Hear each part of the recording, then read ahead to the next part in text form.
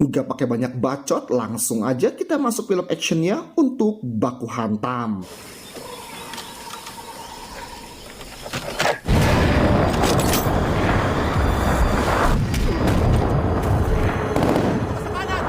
Diawali dengan menampilkan sebuah pesawat komersial di Bandara Singapura.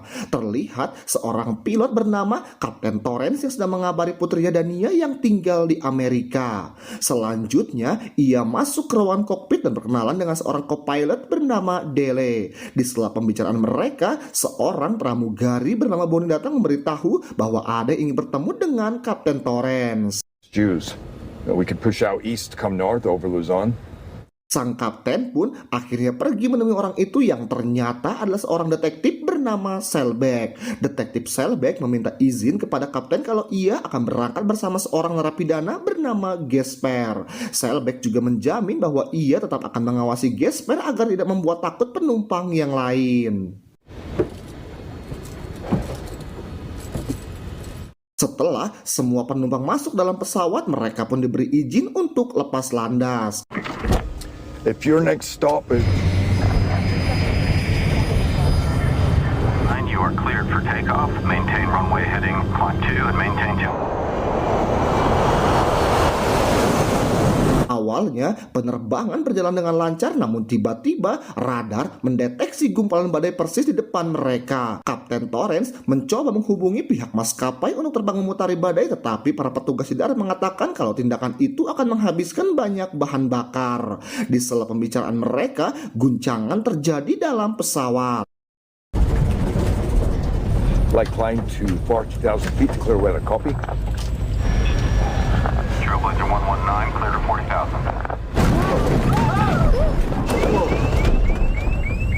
Kapten Torrance pun pergi meminta maaf kepada para penumpang atas sedikit guncangan yang terjadi barusan. Namun tiba-tiba guncangan badai semakin mengganas dan hal itu membuat para penumpang mulai panik.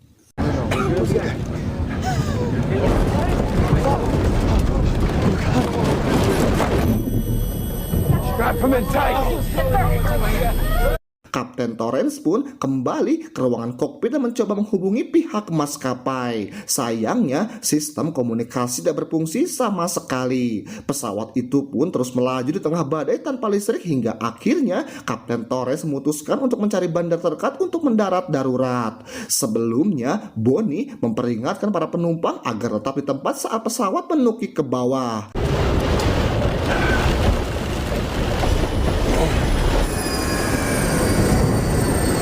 Tetapi detektif Selbeck beranjak dari tempatnya berniat mengambil handphonenya yang terjatuh.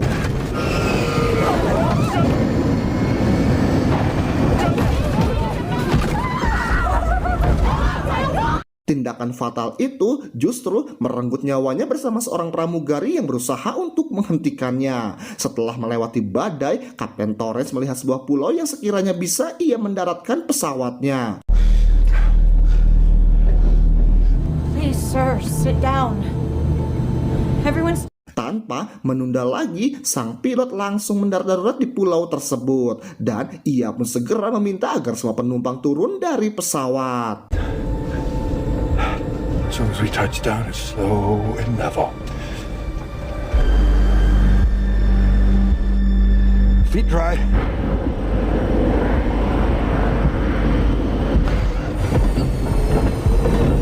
Let it get steady and locked.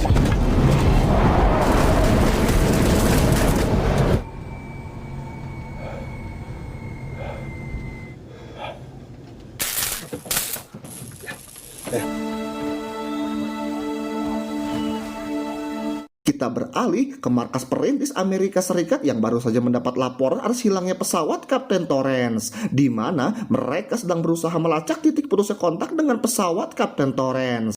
Lost. The plane requested a higher altitude at 5:16 a.m. local. Sementara itu, Kapten Torrance menghimbau kepada para penumpang yang mulai memprotes agar tetap tenang dan berjanji bahwa ia akan bertanggung jawab atas kelangsungan hidup para penumpang. Get you out of here safely. Matt Sinclair. Well, without air conditioning.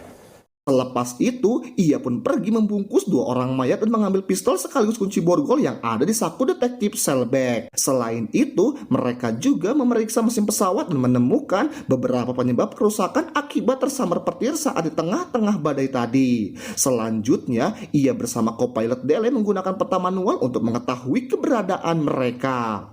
016, carry that course for 13 minutes. Di sini, Kapten Torres melingkari sebuah tempat di peta yang kemungkinan besar adalah letak posisi mereka. Dile menyimpulkan bahwa mereka berada di Pulau Jolo, Filipina yang dikenal sebagai markasnya para militan bersenjata di mana polisi dan juga tentara Filipina takut untuk memasuki tempat ini. Alright, we tell Bonnie. Mendengar keterangan Dile itu, Kapten Torrance pun langsung mengganti bajunya dan kemudian memberitahu para penumpang kalau ia akan segera mencari bala bantuan dan menyarankan agar para penumpang tetap menunggu sampai pertolongan datang. Selain itu, ia juga melepaskan borgol di tangan Gesper dan mengajaknya untuk ikut bersamanya. Meskipun sebenarnya ia sendiri juga takut kepada Gesper.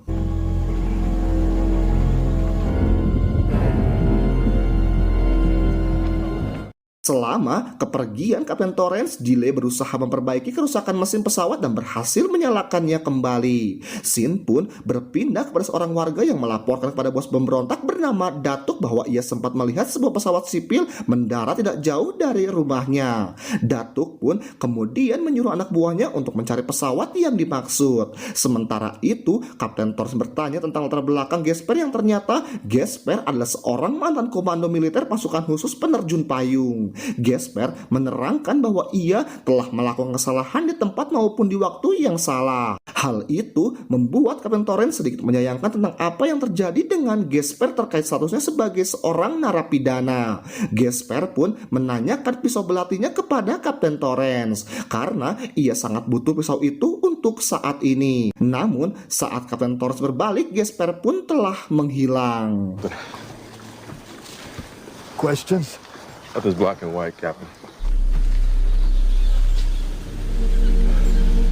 Kapten Torrance pun terus melanjutkan perjalanan seorang diri hingga akhirnya ia tiba di sebuah rumah yang terbengkalai. Sebagai antisipasi, Torrance mengeluarkan pistolnya untuk berjaga-jaga. Di sini, Kapten Torrance menemukan telepon rumah dan menyambungkan kabelnya yang terputus.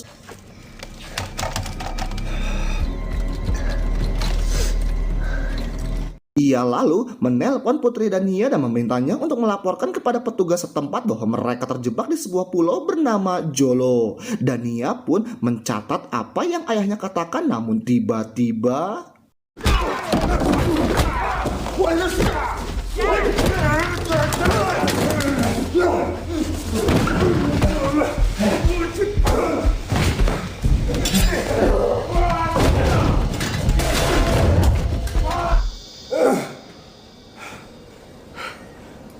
belum hilang rasa lelahnya, Kapten Torrance mendengar suara tembakan. Ia pun bersembunyi di balik meja dan rupanya yang datang adalah Gesper. Gesper lalu memberikannya air minum dan sebuah senjata. Mereka berdua pun berjalan keluar. Kapten Torrance melihat beberapa orang yang sudah tewas dihabisi oleh Gesper seorang diri. I got a feeling we're gonna see a lot more. Kembali ke markas perintis di mana mereka sedang mencari tahu tentang latar belakang Kapten Torrance dan menemukan fakta bahwa Kapten Torrance adalah pilot yang berpengalaman dan penuh rasa tanggung jawab kepada para penumpangnya. Mereka juga mendapat laporan dari Dania tentang keberadaan pesawat Kapten Torrance, yaitu di sebuah pulau bernama Jolo, Filipina. Setelah melacak pulau yang dimaksud, terlihatlah pesawat Kapten Torrance ada di sana. Marcus yang merupakan pemimpin regu penyelamat yang juga merupakan pensiunan perwira pasukan khusus langsung mengirimkan 4 orang tentara bayaran dari pasukan elit untuk memberikan pertolongan dengan bayaran yang cukup tinggi. So how much in the Di tempat lain, Gesper menemukan sebuah kamera yang masih aktif. Saat membuka file video, terlihatlah rekaman terakhir pemilik rumah sebelum dieksekusi para gerombolan separatis Filipina.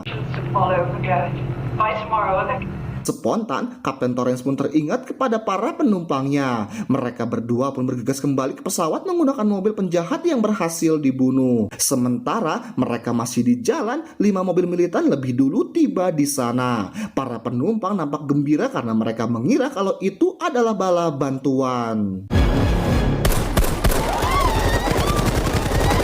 Suara tembakan itu didengar oleh Kapten Torrance dan juga Gasper. Mereka berdua pun memutuskan untuk berjalan kaki. Situasi yang mencekam membuat 2 orang penumpang bereaksi tidak karuan sehingga mereka pun harus tewas di tangan para militan.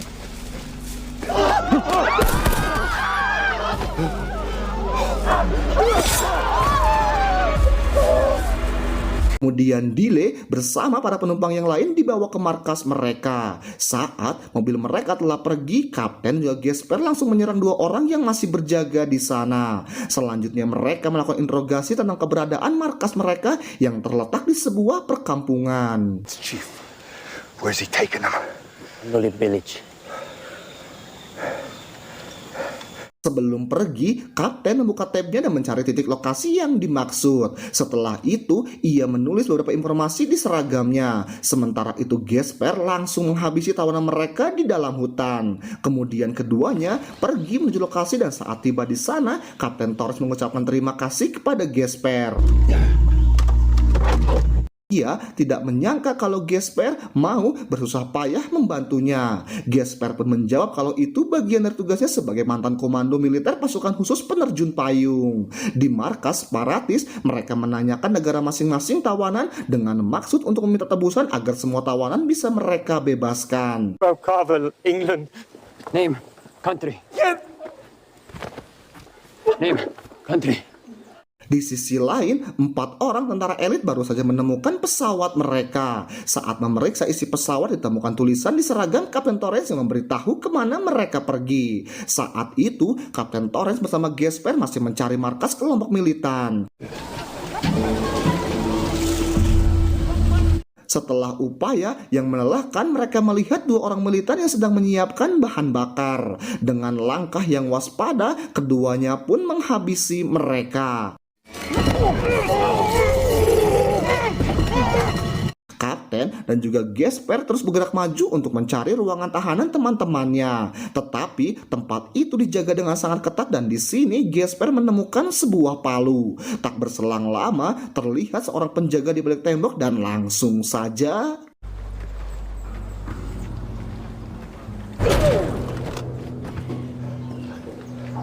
Kapten Torrance lalu memberi isyarat bahwa masih ada satu penjaga di sebelah tembok. Gasper pun kembali beraksi sementara Kapten Torrance mengambil pisau dan kunci ruang tahanan. Setelah melepaskan tali tangan para penumpang, mereka lalu masuk ke dalam sebuah mobil besar berencana untuk segera kabur dari tempat itu. Akan tetapi, penjagaan terlalu ketat sehingga Gasper mengatakan bahwa tindakan ini sama saja dengan bunuh diri. Dalam keputusasaan, Kapten Torrance akhirnya memutuskan untuk pergi menemui bos militan agar perhatian mereka teralihkan. Sementara Gasper dan yang lainnya diminta untuk segera kembali ke dalam pesawat. Namun Gasper dan yang lainnya tidak tega meninggalkan Kapten Torrance yang dihajar habis-habisan. Hoy! Sino ka? Anong kailangan mo?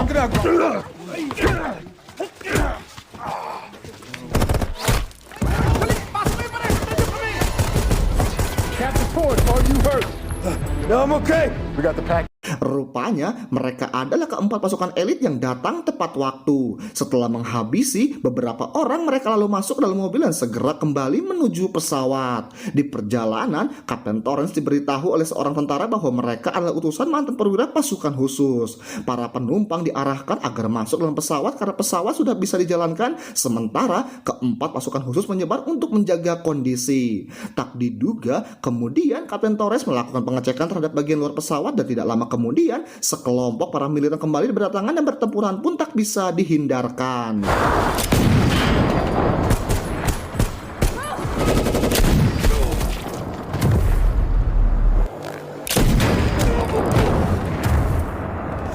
Di tengah-tengah pertempuran, Kapten Torres memberitahu seorang tentara bahwa mereka memiliki waktu 2 menit setelah mesin pesawat dinyalakan. Bersamaan dengan itu, Gesper juga memberitahu Kapten Torres bahwa ia tidak bisa ikut terbang mengingat statusnya sebagai seorang buronan. Saat Kapten Torres akan kembali ke pesawat, sebuah peluru mengenai kakinya. Meski demikian, ia tetap berusaha untuk menerbangkan pesawat itu. Di samping itu, Gesper kehabisan peluru lalu seorang tentara menyuruhnya untuk mengambilnya di dalam tas. Gesper terkejut ketika membuka sebuah tas yang dipenuhi dengan uang. Ia pun kembali menutupnya dan membuka tas yang lain. Datuk dan anak buahnya mengarahkan serangan ke ruang kokpit saat melihat pesawat mulai berjalan. Saat itu pula, Kapten Torres menghubungi kantor pusat meminta pengarahan landing darurat, sementara Gesper dan 2 orang tentara masih berusaha menahan serangan dari para militan yang terus berdatangan. Setelah mendapat kesempatan, 2 orang tentara ini langsung menaiki tangga pesawat. Mereka juga memanggil Gesper untuk ikut naik.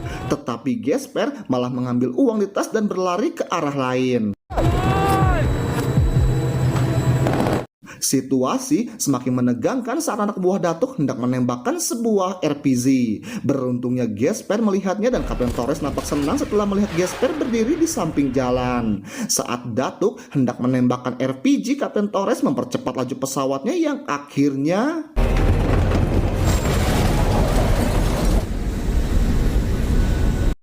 Gesper tersenyum puas melihat pesawat mereka sudah lepas landas. Namun, ia dikejutkan oleh kedatangan kelompok militan dalam jumlah yang lebih banyak. Ia pun akhirnya melarikan diri ke dalam hutan. Di waktu yang sama, pesawat Kapten Torres sudah tidak bisa lagi terbang lebih lama dan secepat mungkin mereka harus segera mendarat. Beruntungnya mereka segera mendapat bandara alternatif. Speed at 135 knots. Ordering stall rate. The fucking doors! We're depressurized. We're low on...